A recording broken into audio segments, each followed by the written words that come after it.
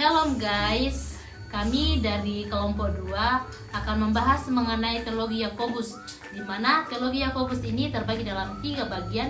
Pertama, penderitaan, kedua, iman, dan ketiga, perbuatan baik. Oke, saya Immanuel Desriana Rumengan. Halo. Halo, saya Yesri Yohansa Putri. Priyona Pramem. Halo, saya Darmawati Banawa. Annyeong, saya Felisida Belianda. Dan saya Esther Pujianti Pakiding. Hai, saya Winda Palimbangan. Saya Indiana Palimbangan. Halo, saya Beatrice Devita Rinding.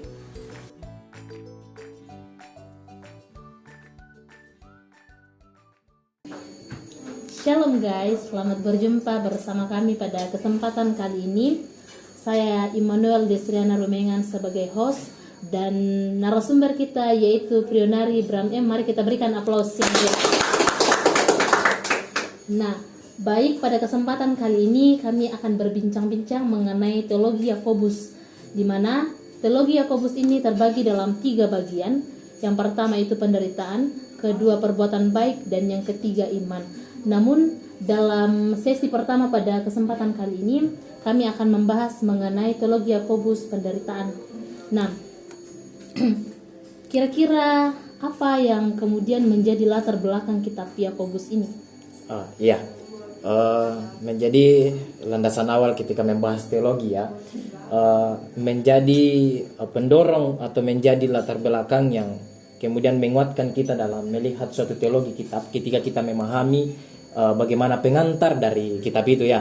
Jadi lebih khusus kita kemudian membahas pada sesi pertama ini berbicara mengenai penderitaan dalam sudut pandang teologi Yakobus ya.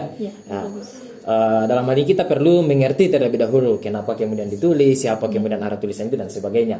Nah, latar belakang dari kitab Yakobus itu sendiri kita perlu paham. Yang pertama bahwa kitab ini kemudian menjadi salah satu kitab yang atau yang kemudian bersifat umum. Jadi dilihat dari kitab-kitab sebelumnya ya, itu berbeda. Terus juga bahwa kitab ini kemudian menjadi tulisan oleh Yakobus sebagai pertanggungjawabannya sebagai seorang pemimpin di Yerusalem. Jadi dia semacam bagaimana kemudian dia mampu untuk kemudian mengendalikan akan apa yang dibawanya itu. Nah juga ini ditujukan kepada orang-orang Kristen yang berlatar belakang Yahudi. Nah, jadi itu yang kemudian menjadi latar belakang dari situ. Nah, kira-kira ketika kita mendengar tadi bahwa penulisnya ini adalah Yakobus, terus Yakobus yang mana ini? Ketika kita melihat dalam perjanjian baru bahwa banyak Yakobus yang ada di dalam. Terus siapa Yakobus yang dimaksudkan di dalam kitab ini? Ya, betul sekali. Banyak Yakobus yang kemudian disebutkan dari kitab Injil ya. Sangat banyak kemudian tokoh-tokoh Yakobus sehingga ya tentu sebagai orang awam bahkan kita pun juga terus pasti akan mempertanyakan Yakobus yang mana. Misalnya kita lihat ada kemudian Yakobus anak Zebedeus, Yakobus anak Alpeus, Yakobus ayah Yudas juga kan. Dan bahkan ada Yakobus saudara Yesus. Nah, melalui berbagai macam perbincangan, para scholar kemudian mempertanyakan hal itu juga. Jadi ini bukan menjadi pertanyaan yang baru bagi kita. Beberapa buku pengantar kemudian sepakat mengarahkan bahwa yang menjadi fokusnya ialah Yakobus saudara Yesus. Hal ini dilihat bahwa bagaimana kemudian Yakobus mendeskripsikan tentang Yesus itu dan dia kenal paham tentang Yesus itu sendiri. Jadi dilihat dari bagaimana dia begitu eratnya kemudian membahas tentang Yesus, maka memperlihatkan bahwa bisa saja kemudian dan bahkan kemungkinan besar orang yang dekat dengan Yesus. Nah, tentu berbicara soal Yakobus saudara Yesus kan itu kan secara literas kita juga bisa pahami mengenai hal itu juga kan ya. Ya, jadi dapat kita simpulkan bahwa sebenarnya yang menulis kitab Yakobus ini adalah Yakobus saudara Yesus. Betul sekali. Karena melihat dari latar belakang bahwa kedekatan antara Yesus dan Yakobus ini sangat erat karena mereka bersaudara. Ya, betul. Nah, saya terlebih dahulu klarifikasi bahwa saudara dalam hal ini kita paham ya. Dalam artian orang memiliki hubungan yang dekat begitu. Ya. Oke, baik. Selanjutnya, kira-kira tahun berapakah kitab Yakobus ini ditulis? Betul. Ini juga menjadi banyak perbincangan juga ketika kemudian membahas kapan kemudian kitab ini ditulis. Beberapa literatur kemudian ada yang menjelaskan bahwa kitab ini kemudian ditulis di atas tahun 60-an dan sebagainya. Untuk tahunnya sendiri, beberapa sarjana kemudian sepakat diperkirakan tahun 62 Masehi. Ini dilandasi oleh karena ada 2 pertimbangan. Yang pertama bahwa ketika di tahun 62 Masehi kemudian orang-orang sudah mulai, dan bahkan Yakobus sendiri sebagai penulis kitab ini kemudian dia sudah paham bagaimana tentang teologi Paulus. Jadi kita bisa pahami bahwa tentu kalau misalnya berbicara soal seorang yang sudah paham teologi Paulus, maka tentu di atas dari periode Paulus sendiri kan. Jadi diperkirakan tahun 62 Masehi. Nah, sedangkan juga pendukung yang kedua diperlihatkan bahwa kira-kira ranah dari orang-orang yang kemudian mendapatkan surat Yakobus ini adalah mereka yang kemudian biasa disebut dalam Alkitab angkatan kedua. Jadi kemudian angkatan pertama jadi mereka yang betul-betul berhadapan dengan disebut sebagai orang percaya pertama, dan angkatan kedua kemungkinan besar mungkin anaknya dan sebagainya. Jadi diperkirakan sekitar tahun 62 Masehi. Jadi dapat dikatakan bahwa Yakobus ini adalah angkatan yang kedua ya. Ranah orangnya yang kemudian penerima surat itu begitu. Iya. Ya. Nah, kita sudah membahas mengenai latar belakang penulisan siapa Yakobus ini, dan kita masuk dalam tulisan Yakobus ini, di mana dalam tulisan Yakobus terbagi menjadi 3 seperti yang dikatakan tadi. Namun kita akan lebih fokus pada tulisan Paulus mengenai penderitaan. Betul. Terus apa yang kemudian kira-kira melatar belakangi Paulus Yakobus sehingga ia menuliskan suratnya ini mengenai penderitaan. Penderitaan itu seperti apa yang dilihat oleh Yakobus pada saat itu sehingga ia tertarik dalam menulis kitab ini. Oh iya betul. Jadi artinya menjadi yang dipertanyakan di sini adalah kenapa kemudian menulis tentang penderitaan ya, betul sekali. Sebelum sampai kepada konsep penderitaan yang dimaksud oleh Paulus, latar belakangnya kenapa Yakobus latar belakangnya kenapa kemudian Yakobus menulis surat ini, sebenarnya banyak permasalahan yang terjadi, tetapi ada satu masalah yang kemudian diperkirakan menjadi latar belakang pengangkatan ini, oleh karena orang-orang pada saat itu kemudian arah pemikiran mereka sudah mulai fokus dengan harta duniawi. Jadi sehingga di dalam tulisan-tulisan Yakobus mungkin bisa berbicara tentang etika juga ya, kadang tentang lidah dan sebagainya. Tapi dalam hal ini bahwa melalui pergumulan yang terjadi itulah yang disebabkan oleh karena fokusnya orang terhadap harta duniawi, sehingga apa yang seharusnya menjadi fokus mereka sebagai orang beriman sudah terblurkan oleh bagaimana mereka fokus pada apa yang istilah bersifat semu ya, kalau teologi bahasa-bahasa Paulus dan sebagainya. Jadi pada dasarnya ya kemudian Paulus mengangkat hal ini karena berdasar dari penderitaan itu. Jadi penderitaan-penderitaan yang dimunculkan oleh kefokusan orang-orang percaya pada saat itu pada harta duniawi, sehingga kemudian Yakobus kemudian mencoba mengangkat bagaimana berbicara soal teologi tentang penderitaan itu gitu. Sangat menarik. Ya, betul. Dan kemudian ada salah satu tulisan Yakobus di sini, saya bacakannya dalam Yakobus pasal 1 ayat 2 dikatakan di sini. Saudara-saudaraku, anggaplah sebagai suatu kebahagiaan apabila kamu jatuh ke dalam berbagai-bagai pencobaan.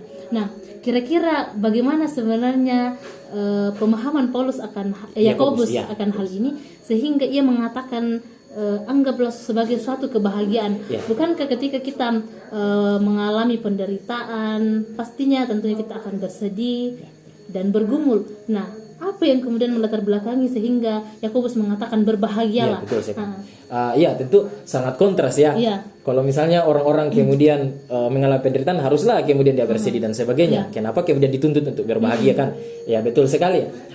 Hal itu kemudian kita harus paham bahwa apa yang kemudian menjadi dasar orang-orang pada saat itu, misalnya kita coba komparasikan ya. Kita lihat dalam Injil Yohanes 9 ayat 3 itu, ketika seorang anak itu lahir buta sejak lahir kan. Kemudian orang-orang bertanya apakah dosanya dari ayahnya atau ibunya atau dosa anak itu sendiri kan. Itu kan menjadi pertanyaan yang lumrah. Jadi perlu dipahami bahwa konteks pada saat itu orang-orang kadang berpikir bahwa ketika mendapatkan penderitaan itu hukuman dari Tuhan. Ya betul sekali kan. Jadi kita lihat juga misalnya dalam konteks perjanjian lama kan, itu secara bahkan tidak secara alegoris lagi, literalis pun dituliskan bahwa orang melanggar mendapatkan hukum dan sebagainya kan. Nah, berbicara mengenai pemikiran seorang Yakobus ini, beberapa sarjana telah memperdebatkan hal ini juga, berbicara soal teologi penderitaan menurut Yakobus. Nah, yang disampaikan di sini ialah bagaimana kemudian Yakobus menyadarkan bahwa apa yang kemudian dialami oleh setiap orang itu ialah bagaimana Allah hendak turut bekerja di dalamnya untuk melihat kapasitas iman kita. Jadi mungkin saja kalau misalnya kita bisa komparasikan kembali ya, misalnya sama halnya dengan kisah Ayub ya. Ya, Ayub. Dia mendapatkan penderitaan untuk kemudian dilihat apakah kemudian Dia tetap setia. iya dia tetap setia di dalam penderitaan itu. Jadi arah rana dari pemikiran Yakobus itu diarah ke sana. Ya meskipun tentu agak sangat kontras ya menurut saya, karena dan bahkan kita semua ya, karena kita berpikir kenapa kemudian kita harus berbahagia di dalam kesusahan yang kita, penderitaan kita kan. Tapi itulah realitas dari teologi Yakobus itu sendiri.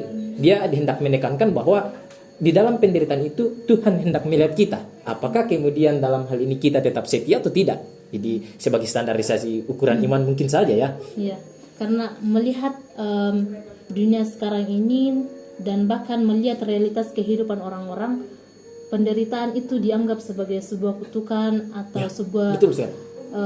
Kesalahan yang pernah kita buat. Mungkin ada yang mengatakan bahwa dosa yang diperbuat itu merupakan atau hukuman yang kita dapatkan itu dari keturunan. Ya, betul sekali, ya. Nah, jadi luar biasa menarik kitab Yakobus ini menjelaskan bahwa penderitaan yang sesungguhnya itu bukanlah akhir dari segala sesuatunya, melainkan bagaimana cara Tuhan membentuk pribadi kita, bagaimana untuk tetap setia kepada Tuhan. Betul sekali betul. Oke. Demikianlah hasil diskusi kami mengenai teologi Yakobus, sangat menarik. Terima kasih untuk narasumber yang boleh memberikan hal-hal baru kepada kita mengenai teologi Yakobus ini. Dan sampai berjumpa di sesi selanjutnya. Hai guys, ayo berpikir jernih. Nyatanya Sprite kemasan pas di kantong. Tapi yang nggak pas basah juga, pas di dompet. Tapi yang nggak usah dimasukin. Nyatanya emang pas porsinya sekali minum. Tapi yang nggak usah lebay. Sprite nyatanya pas, nggak lebay. Baik, kembali dalam sesi kedua. Pada saat ini kita akan kembali membahas mengenai teologi Yakobus. Namun kita akan fokus dalam pembahasan tentang iman dan perbuatan baik. Dan saya Esther Trijenti Pakiding sebagai host, dan host yang kedua saudari Cecilia Brilianda. Dan kembali bersama dengan narasumber kita, Saudara Priyo Naraibraham M. Ya, mengenai teologi Yakobus tentang iman dan perbuatan baik. Ini menjadi salah satu ciri khusus teologi Yakobus ya, mengenai iman dan perbuatan baik ini. Mungkin Saudara Cecil akan memberikan pertanyaan kepada narasumber tentang yang akan fokus ke dalam iman tentang Teologi Yakobus. Ini. Ya, pertanyaan saya yang pertama kepada narasumber, menurut Anda seperti apa konsep Yakobus tentang hubungannya dengan antara iman dan perbuatan ini? Kemudian kembali suatu pembahasan yang sangat menarik ya. Kemudian ketika kita berbicara soal bagaimana keterkaitan iman dan perbuatan baik itu di dalam konsep Yakobus sendiri. Kemudian pada dasarnya iman dan perbuatan baik itu harus direlevansikan. Jadi harus berkaitan erat begitu. Jadi penekanan yang di dalam surat Yakobus itu bahwa iman itu harus diterwujudkan melalui perbuatan baik itu. Oke, dari penjelasan narasumber seperti ini, saya sedikit agak akan bertanya kepada narasumber.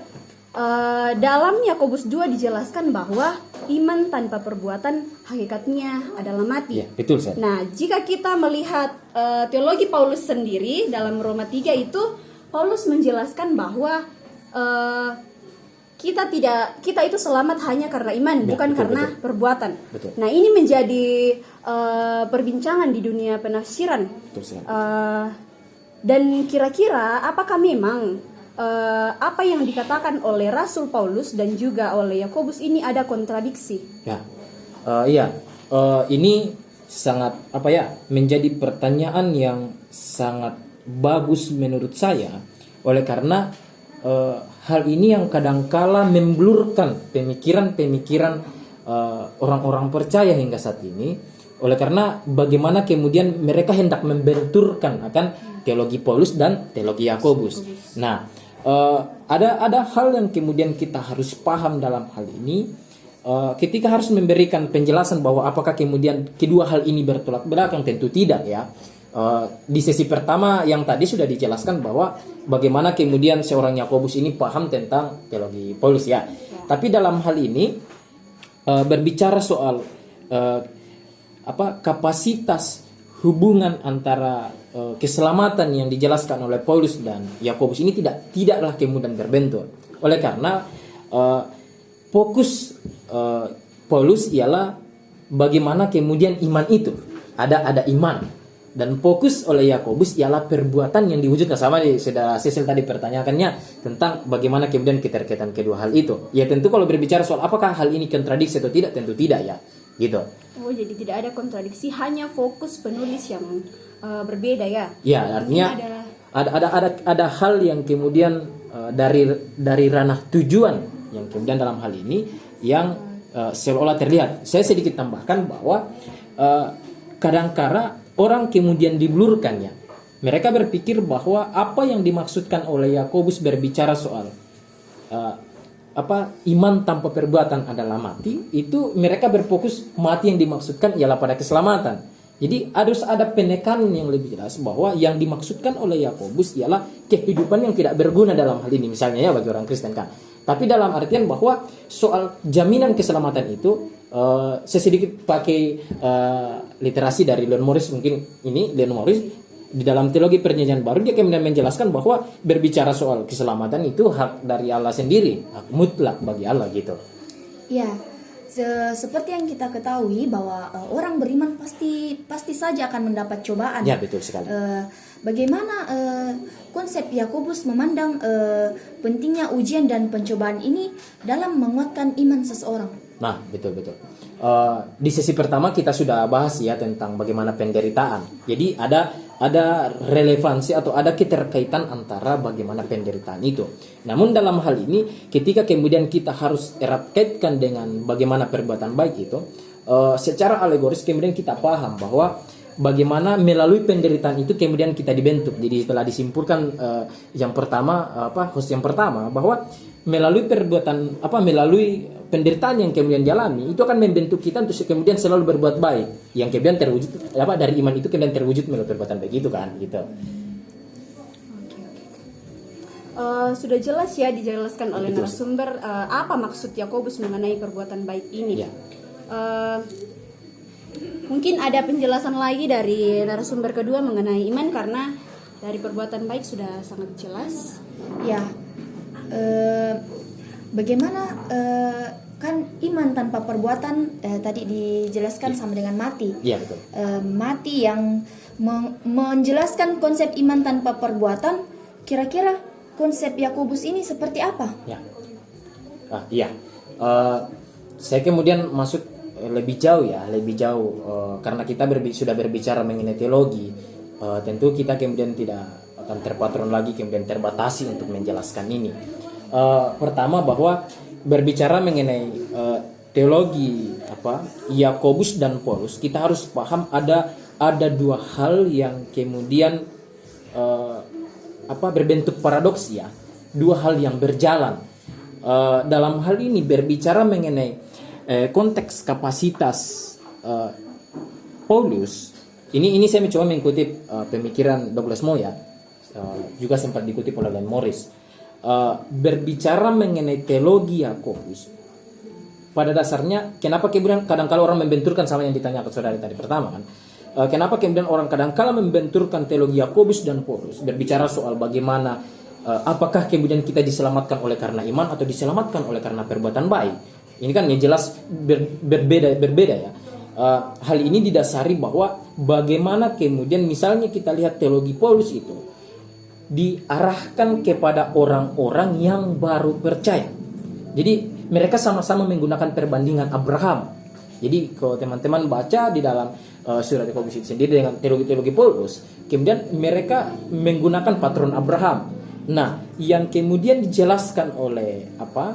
Yang dijelaskan oleh Paulus ialah langkah pertama sebagai orang percaya. Langkah pertama sebagai orang percaya ialah memiliki iman. Itu menjadi suatu hal yang menjadi suatu hal yang wajib. Nah, itu berbicara soal kapasitas. Paulus berbicara soal kita diselamatkan oleh karena iman.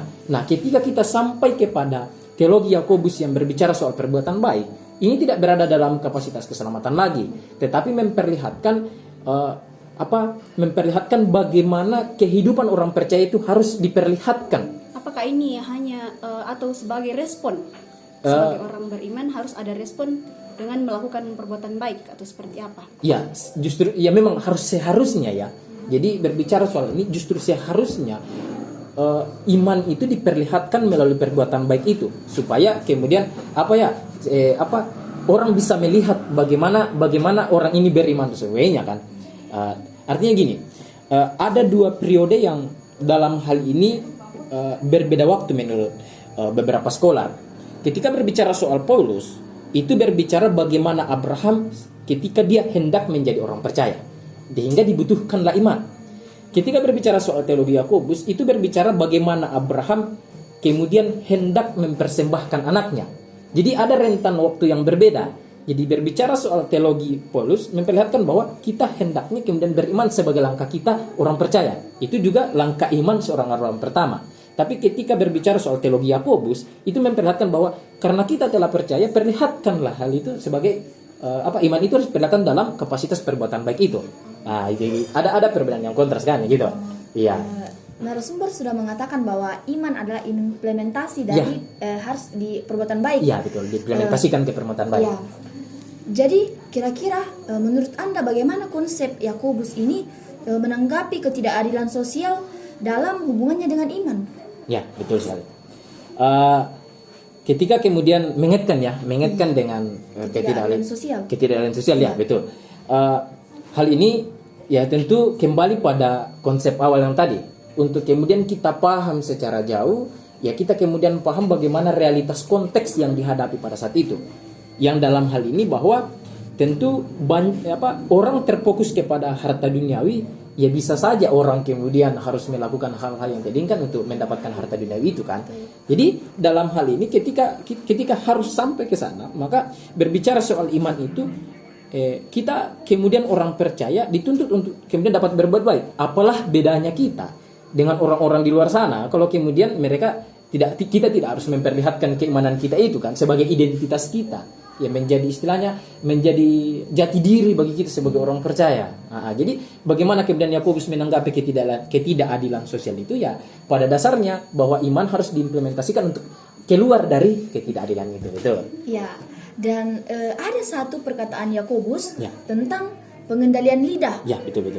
Menurut saudara, bagaimanakah konsep pengendalian lidah ini dan dampaknya terhadap iman kita? Oh iya, betul sekali. Di dalam surat Yakobus itu kan sempat membahas tentang lidah kan. Jelas bahwa ketika kita berbicara mengenai lidah secara literalis kemudian dijelaskan Yakobus juga kan. Lidah ini kecil, tak bertulang dan sebagainya, tetapi dia bisa menjadi singa bagi kita kan. Dalam hal ini bahwa kadangkala kita kemudian jatuh kepada perbuatan tidak baik, bukan karena perbuatan kita tetapi dari lidah kita. Sehingga kemudian kita diarahkan oleh Yakobus ini untuk kemudian kita bagaimana mengelola setiap komponen tubuh kita. Jadi saya mencoba memberikan produksi makna yang baru ya ketika membaca hal ini, bahwa kemudian kita dituntut bahwa seluruh tubuh kita kemudian harus diproyeksikan untuk perbuatan baik. Bahkan ketika Yakobus menyinggung tentang lidah ya, mungkin kita berpikir dia tidak bertulang, dia kemudian dan sebagainya kan. Dia kemudian harus dituntut untuk kemudian memproyeksikan itu. Jadi ada keterkaitan yang sangat erat begitu. Oke, kita sudah membahas cukup dalam ya mengenai iman dan perbuatan baik ini. Dan ini sangat ditekankan oleh Paulus dalam kitabnya. Kira-kira Yakobus menekankan ini dalam suratnya, apakah ada pengaruh atau latar belakang dari penerima surat Yakobus ini menurut saudara? Oh iya. Kalau menurut saya pribadi ya, kemudian itu sangat jelas dipengaruhi oleh kemudian siapa yang menerima surat ini. Iya, karena tadi saya sudah jelaskan bahwa orang-orang yang menerima ini ialah mereka yang telah percaya. Tak? Jadi mereka tidak berada pada kapasitas bagaimana kemudian harus dituntut untuk beriman. Mereka sudah beriman. Sisa yang dituntut ialah bagaimana kemudian mereka mampu mengimplementasikan keimanan itu melalui perbuatan baik, begitu. Ya, mungkin sesi 2 pada kali ini yang membahas iman dan perbuatan akan sampai pada saat ini saja. Dan untuk kalian, terima kasih sudah menyaksikan kami setia hingga akhir pada podcast kami ini. Kami ucapkan terima kasih. Shalom. Demikianlah podcast dari kami kelompok 2 yang membahas mengenai teologi Yakobus. Diucapkan terima kasih kepada narasumber dan ketiga host dan juga teman-teman yang mengambil bagian dalam keberlangsungan podcast saat ini. Kami dari kelompok 2 pamit undur diri. Dadah. Cakep itu